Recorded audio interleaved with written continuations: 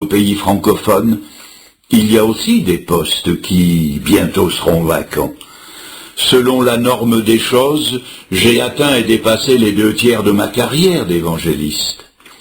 Les missions partout clament leurs besoins d'enseignants qualifiés sur les champs de mission. Des médecins, des infirmières remplissent 1,5 fois un horaire normal. D'excellents conducteurs sont repris auprès de Dieu.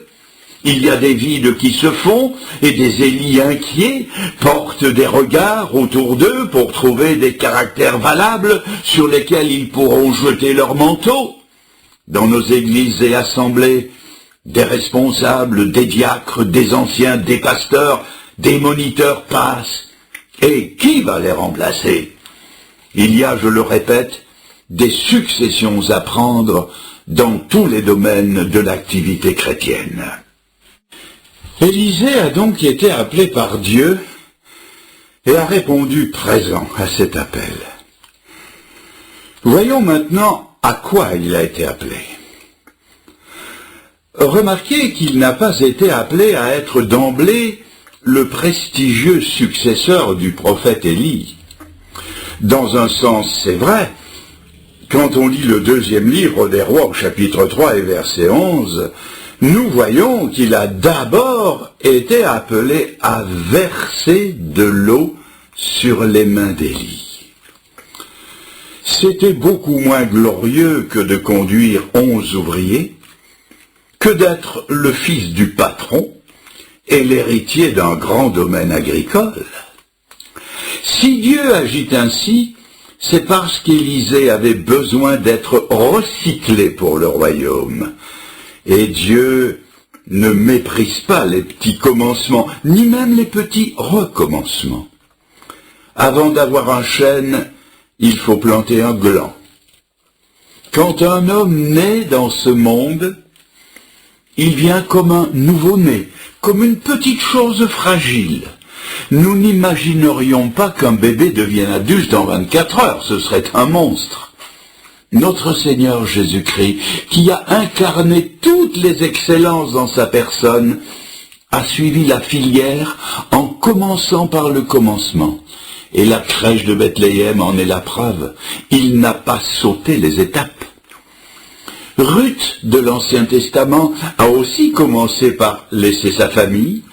Elle s'est adonnée à des petites tâches comme glaner dans les champs, et ce n'est qu'après qu'elle est devenue l'épouse du très considéré Boaz. Élie aussi, avant d'être nourri par les anges, a été nourri par les corbeaux. Et quand il est à Sarepta, le grand repas miraculeux a commencé par un peu d'eau, un morceau de pain, un petit gâteau, et ce n'est qu'après que l'abondance est venue. Quand il a demandé la pluie et qu'il est allé sur le Carmel, qui s'est mis à genoux et s'est mis à prier, il l'a fait 7 fois, et à la 7e fois le nuage chargé d'eau s'est pointé à l'horizon. Mais pour commencer, il n'était pas plus grand que la paume d'une main. Dites-moi, mes amis, de quoi Dieu se sert-il pour confondre les choses fortes? C'est l'Épître aux Corinthiens qui nous répond, de celles qui d'abord sont faibles. Et avec quoi confond-il celles qui sont sages? Avec celles qui d'abord sont folles? Et celles qui sont, ne les confond-il pas avec celles d'abord qui ne sont pas?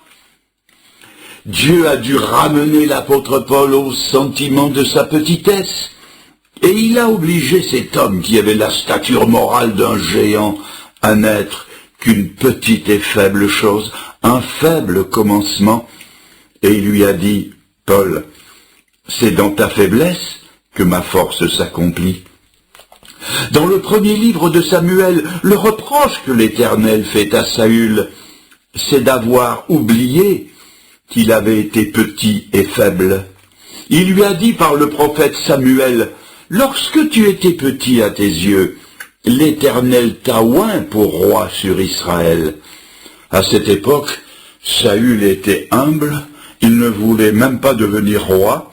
Il a fallu aller le tirer de force derrière les bagages où il s'était caché.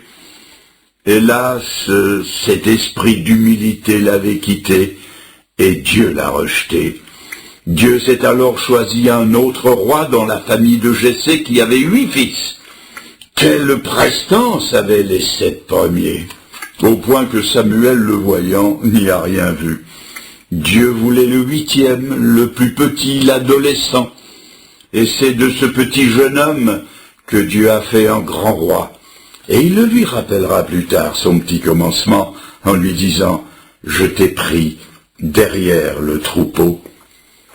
Moïse aussi était trop grand pour Dieu.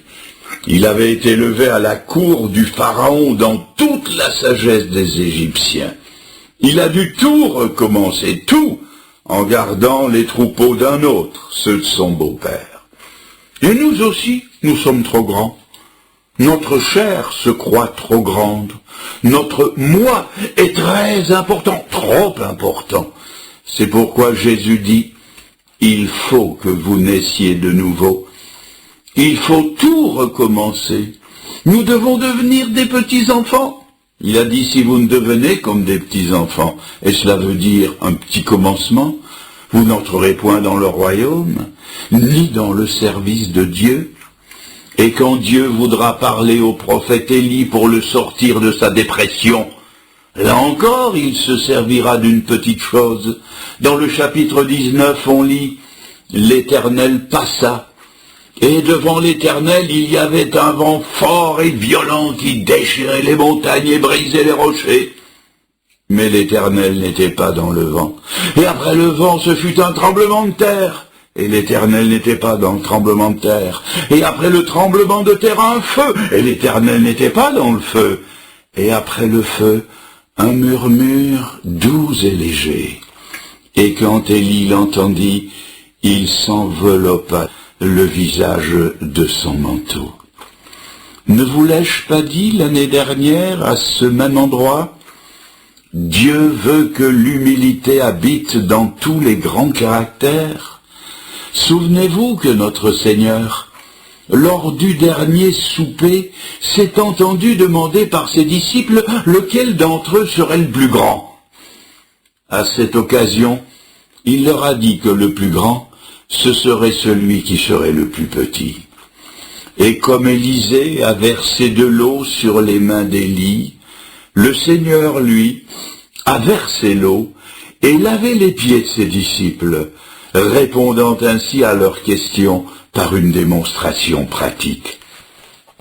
Dans le livre des Proverbes, il est écrit que l'humilité précède la gloire. C'est le chemin qu'Élisée devra suivre et que devra suivre aussi quiconque voudra servir le Seigneur. L'une des plus belles phrases de la Bible se trouve dans le prophète Michée au chapitre 6 et au verset 8. « On t'a fait connaître, ô homme, ce que l'Éternel demande de toi, c'est que tu pratiques la justice, que tu aimes la miséricorde et que tu marches humblement avec ton Dieu. » 3 choses. Que tu pratiques la justice, 1. Que tu aimes la miséricorde, 2. Que tu marches humblement avec ton Dieu, 3. Ah, comme ils sont devenus grands, tous ceux-là qui se sentaient si petits, et qui, à leur façon, ont versé de l'eau sur les mains du prophète. Jésus n'a pas fait exception. Il est venu tout petit, nous l'avons dit, dans une petite famille pauvre, dans un pays occupé. Il a été soumis à ses parents, et la Bible dit que, bien qu'il fût fils, il a appris l'obéissance par les choses qu'il a souffertes. Et bien qu'il fût le maître, il n'est pas venu pour être servi, mais pour servir. Voilà donc la première leçon de l'eau versée sur les mains du prophète Élie. Outre le fait qu'Élie devait apprendre le chemin de la grandeur qui passe par l'humilité, il devait aussi faire son apprentissage de prophète. L'apôtre Paul recommande Timothée au service de Dieu, et il le fait dans les termes que nous avons déjà vus, mais que je vais relire dans l'Épître aux Philippiens, chapitre 2, verset 22. Voici ce qu'il dit. « Vous savez qu'il a été mis à l'épreuve en se consacrant au service de l'Évangile avec moi, comme un enfant avec son père. Ce certificat d'aptitude que venait de recevoir Timothée allait lui ouvrir toutes les portes. Il avait été à bonne école, il avait un curriculum vitae qui valait son pesant d'or, et de même quand Élisée entrera dans son ministère, son bagage pratique sera d'une efficacité percutante que la suite des événements nous apprend. Pas de tâtonnement, pas d'hésitation, il parle et agit d'emblée comme un prophète accompli et comme un serviteur parfaitement équipé pour toute bonne œuvre.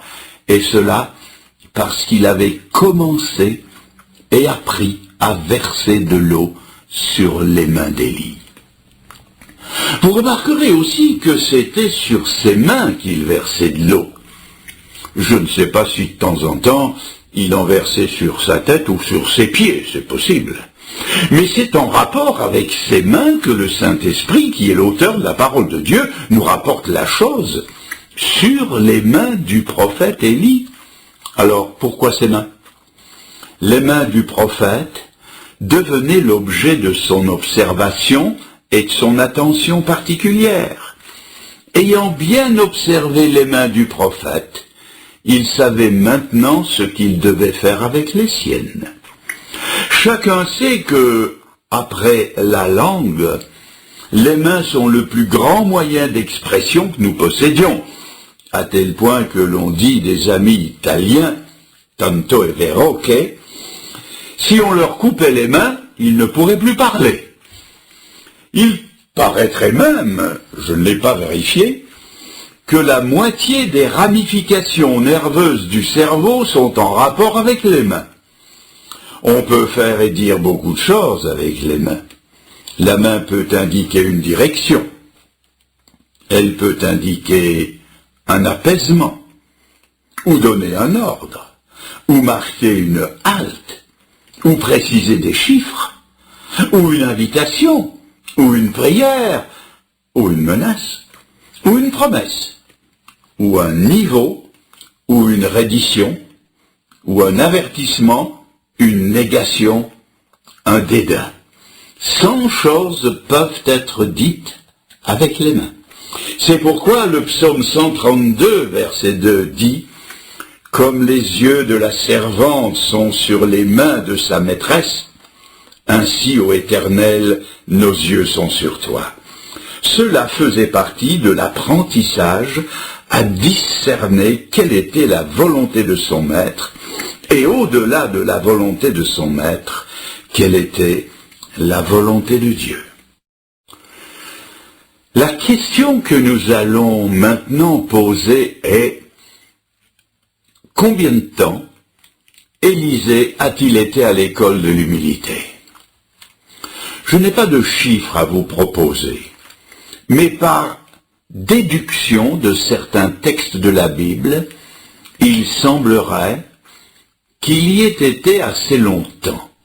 Car entre le moment où le prophète est venu lui mettre son manteau sur les épaules, et le moment où, après la traversée du Jourdain, il a ramassé le manteau du prophète, et qu'Élie est monté au ciel sur des chars et des chevaux de feu, entre ces deux moments, retenez-le, Élisée avait perdu tous ses cheveux. Vous me dites, où avez-vous trouvé ça?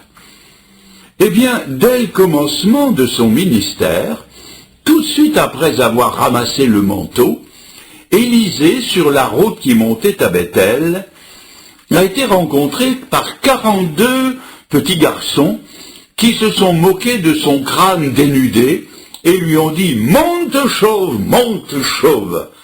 Il était chauve. Oh, je veux bien croire qu'il était atteint d'une calvitie précoce. Mais cela nous montre quand même que l'école semble avoir été assez longue. Voyez-vous, l'œuvre à laquelle il était appelé était très grande, et la préparation ne pouvait pas l'être moins. Pour Moïse, les 40 années à la tête du peuple de Dieu ont été précédées par 40 années à l'école de Dieu dans le désert. Et pour Jésus,